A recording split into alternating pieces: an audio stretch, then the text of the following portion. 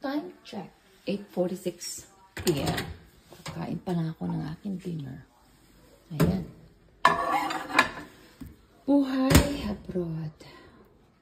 Ito po ang aming daily routine. Pagkatapos magtrabaho, maglilinis sa bahay. At mag-alas 9 na. Kakain pa lang po. At kain ko ng si Afam. At medyo nakapagod. Malamig na po ang labas. Kaya medyo kailangan natin mag-bundle up. Ay, gusto ko na umuwi ng Pilipinas. Kaso, wala pang ipon. Hindi pa.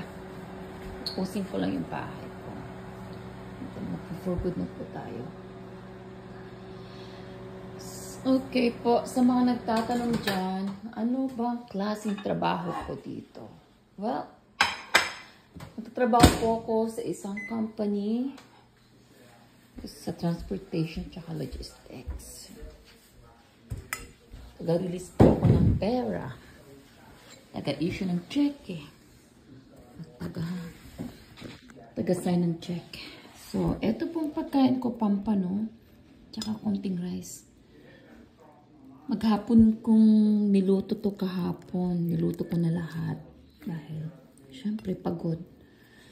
Kailangan natin maging multitasking pag nandito ka sa Canada. Lalo kapag alam mong ikaw lang inaasahan. So, mga anak ko naman, kanya-kanya naman silang kinakain eh. Kasi meron silang bread, meron silang ham. Okay na yun. Pero sometimes nag-order sila ng Uber Eats. So, eto po, pagkain pong Pinoy, palagi kong gusto. May ginawa po akong artem na sili. Ayan. O, diba? So, buhay na po ako niyan. Pwede na po akong magdapol ng asin. Ha? At saka bagoong. Pero ingat lang po rin tayo dahil marami rin na-high blood sa sobrang alat. So, anyway, salamat po sa panonood. Ito pong pagkain ko. Sana magustuhan nyo. Okay for now. Bye now.